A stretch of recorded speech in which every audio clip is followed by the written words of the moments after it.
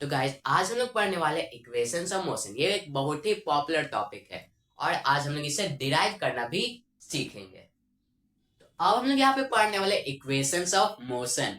Equations of यहाँ पे ये होगा यूनिफॉर्मली एक्सिलरेटेड मोशन। यहाँ पे ये जो इक्वेशंस ऑफ मोशन हम पढ़ेंगे ये यूनिफॉर्म एक्सिलेशन में ही काम आते हैं। मतलब कि जब एक्सिलेशन यहाँ पे यूनिफॉर्म हो तो यूनिफॉर्मली एक्सिलेटेड रेक्टिलिनियर मोशन, मतलब कि अगर वो ऑब्जेक्ट स्ट्रेट लाइन में ट्रेवल कर रहा है और उसका एक्सिलेशन यूनिफॉर्म है तो तभी ये इक्वेशंस काम आएंगे मोशन के। तो ये है पहला equation, v is equal to U plus A T. ये आपको याद रखना है। आपको इक्वेशंस ऑफ मोशन यहाँ पे तीन होते हैं, आपको तीनों ये याद रखना होता है। बहुत ही आसान है ये। v is equal to U plus A T. तो हम लोग यहाँ पे क्या करेंगे, इसे हम लोग डिराइव करेंगे। डिराइव कैसे करेंगे, अब यहाँ पे हम लोग को दिख रहा है एक्सिलरेशन है, ए है एक्सिलरेशन। तो हम लोग कुछ इस तरह लिख सकते हैं, a is equal to V minus U by T. A is equal to V minus U by T, ये है एक्सिलेशन का फॉर्मूला। अब यहाँ पे हम लोग लिखते हैं A is equal to V minus U by T आया। ये हम लोग लिख सकते हैं A T is equal to V minus U. A T is equal to V minus U, ये भी हम लोग यहाँ पे लिख सकते हैं। अब क्या हो जाएगा यहाँ पे, अगर हम लोग यहाँ पे ए T plus you minus you इधर ले आए तो क्या हो जाएगा, प्लस हो जाएगा। तो A T plus U is equal to V हो जाएगा। इसे हम क्या लिख सकते हैं, v is equal to U plus A T. ये इक्वेशन ऑफ मोशन हम लोग डिराइव कर चुके हैं।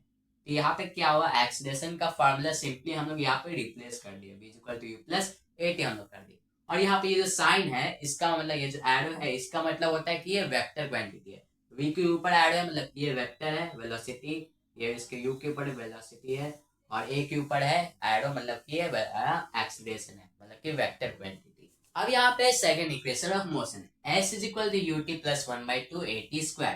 तो यहाँ पे s है डिस्टेंस या फिर डिस्प्लेसमेंट, u है वेलोसिटी, t यहाँ पे टाइम, और ये एक्सीलरेशन, और t फिर से टाइम है। यहाँ पे हम लोग इसको करना है डिराइव। अब हम लोग को यहाँ पे पता है एवरेज वेलोसिटी का फॉर्मूला, ये लिख लेते हैं एवरेज वेलोसिटी।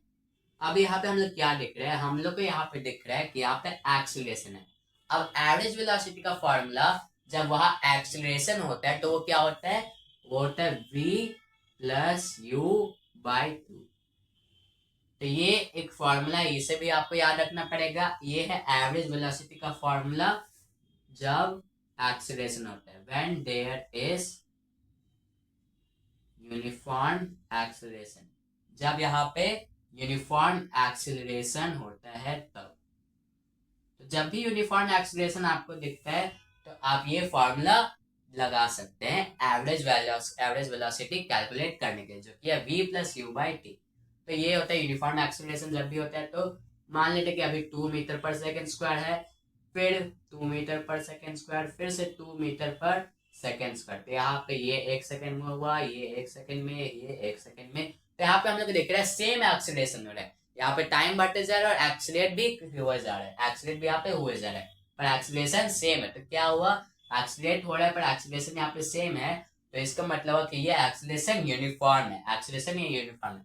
वही मान लेते यहाँ पे 2 होता है, यहाँ पे 4 होता है, यहाँ पे 6 होता है, तो क्या होता है, एक्सीलरेशन यूनिफॉर्म नहीं होता, क्योंकि यहाँ पे एक्सीलरेशन अलग अलग है सेम इंटरवल्स ऑफ टाइम में। तो ये यूनिफॉर्म एक्सीलरेशन में हम लोग यहाँ पे यूज करते हैं। Average velocity equal to v plus U by two, ये हम लोग मान लेते हैं इक्वेशन 1। अब एवरेज वेलोसिटी का यहाँ पे एक और फॉर्मूला होता है, जो कि होता है average velocity is equal to, यहाँ पे हो गया s by T, displacement by time, total displacement by total time, ये तो आपको पता ही होगा। ये हो गया इक्वेशन 2। अब हम लोग यहाँ पे देख रहा है कि एवरेज वेलोसिटी का ये भी फॉर्मूला है और ये भी फॉर्मूला है। तो इसका मतलब क्या हुआ, ये दोनों ही बराबर होंगे, ये दोनों बराबर होने चाहिए। तो फ्रॉम 1 एंड 2 ये हो जाएगा v plus U by to, या फिर हम लोग कुछ इस तरह लिख लेते हैं, क्योंकि s इस साइड है, हम लोग ये लिखेंगे s by T is equal to v plus U by two. अब यहाँ पे हम लोग निकालते हैं s का वैल्यू। ये हम लोग कैसे निकालेंगे, हम लोग इसे लिख लेते हैं पहले इस तरह, s T is equal s by two is equal to v plus U by two. अब यहाँ पे v का वैल्यू हम लोग डाल देते हैं, जो कि है u plus A T plus U by two. ये यहाँ पे क्यों आया, क्योंकि यहाँ पे v is equal to U plus A T होता है। यहाँ पे ये हम लोग को मिल रहा है पहले इक्वेशन ऑफ मोशन से। तो v इज इक्वल टू क्या हुआ, u प्लस ए टी। तो यहाँ पे हम लोग कुछ इस तरह लिख सकते हैं s by T is equal to 2u हो गया plus A T divide by 2 हो गया। अब यहाँ पे हम लोग को निकालना है s का वैल्यू, तो क्या करेंगे, t को उस तरफ भेज देंगे। t को हम लोग भेज देते हैं उस तरफ। s is equal to t into 2u plus A T by 2।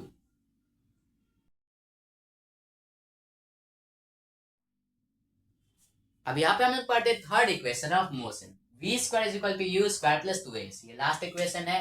अब हम लोग इसे कैसे डिराइव करेंगे, इससे भी हम लोग एवरेज वेलोसिटी से डिराइव करेंगे। एवरेज वेलोसिटी जब यहाँ पे यूनिफॉर्म एक्सीलरेशन होता है तो हम लोग उससे क्या लिखते हैं, v प्लस यू बाई 2। ये हो गया, यहाँ पे इक्वेशन 1 मान लेते हैं। ये तभी वर्क करेगा जब यहाँ पे यूनिफॉर्म एक्सीलरेशन हो तो। और फिर दूसरा है average velocity is equal to displacement by time, जो कि हो गया यहाँ पे s बाई टी। ये हो गया इक्वेशन 2। अब यहाँ पे हम लोग v u s और t हम लोग यहाँ पे देख सकते हैं, पर यहाँ पे हम लोग को दिख रहा है कि यहाँ पे t नहीं है, टाइम यहाँ पे एकदम नहीं है। तो इसका मतलब क्या होगा कि हम लोग को टाइम का वैल्यू कुछ और लिखना पड़ेगा कैलकुलेट करके। पहले हम लोग यहाँ पे इन दोनों इक्वेशन को बराबर कर लेते हैं। फ्रॉम 1 एंड 2, 1 और 2 से हम लोग को क्या मिल रहा है, s by T is equal to v plus U by 2। वही सेम चीज चल रहा है जो कि हम लोग सेकेंड इक्वेशन ऑफ मोशन में किए थे अभी तक। अब यहाँ पे हम लोग को निकालना है क्या, s का वैल्यू हम लोग निकालते हैं। s is equal to v plus U by 2 into क्या हो जाएगा यहाँ पे, इंटू टी हो गया time.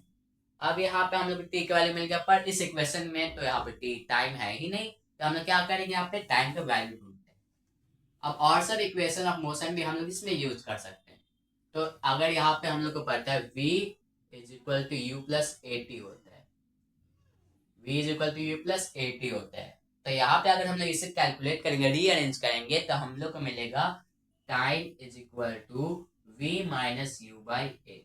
Time is equal to v minus U by A आएगा इसका यहाँ पे वैल्यू। तो हम लोग क्या करेंगे, v plus U by 2 into v minus U by A कर देंगे। तो टाइम का वैल्यू हम लोग यहाँ पे रख चुके हैं। अब हम लोग इसे कैलकुलेट करते हैं। तो s इज इक्वल टू होगा v plus U into V minus U divide by 2 है। तो हम लोग यहाँ पे पता है, इससे हम लोग मल्टीप्लाई करेंगे। अब हम लोग को पता है यहाँ पे इसे हम लोग कैलकुलेट करते हैं। तो यहाँ पे हो गया डिनोमिनेटर जगह 2a, तो v इंटू वी क्या हो गया, v square minus U into U क्या हो गया, माइनस यू स्क्वायर। तो V square minus U square by 2a हम लोग यहाँ पे मिल रहा है। तो 2a अगर उधर चल जाएगा तो हम लोग को मिल जाएगा 2as। तो ऐसे हम लोग लिख सकते हैं V square minus U square is equal to 2as। अब यहाँ लिखा V square is equal to U square plus 2s, तो ये वही हो जाएगा, V square is equal to U square plus 2s। हम लोग इसे रीअरेंज कर दिया और ये भी हो गया यहाँ पे डिराइव। तो हम लोग कुछ इस तरह कर सकते हैं। तो हम लोग को ये सब डिराइव करने के लिए क्या करना है, हम लोग को पहले इक्वेशन ऑफ मोशन में समझना पड़ेगा कि क्या क्या है। यहाँ पे वेलोसिटी है, final velocity, initial velocity, acceleration और यहाँ पे है डिस्प्लेसमेंट। तो यहाँ पे हम लोग को ये समझना पड़ेगा। अगर हम लोग को कुछ ऐसा क्वांटिटी मिल रहा है जो कि इस इक्वेशन ऑफ मोशन में है ही नहीं, कोई भी इक्वेशन ऑफ मोशन में नहीं है, तो उसका हम लोग वैल्यू लिखने का कोशिश करेंगे। और इसे हम लोग ये दो इक्वेशन, सेकंड और थर्ड इक्वेशन, हम लोग इजीली एवरेज वेलोसिटी से डिराइव कर सकते हैं।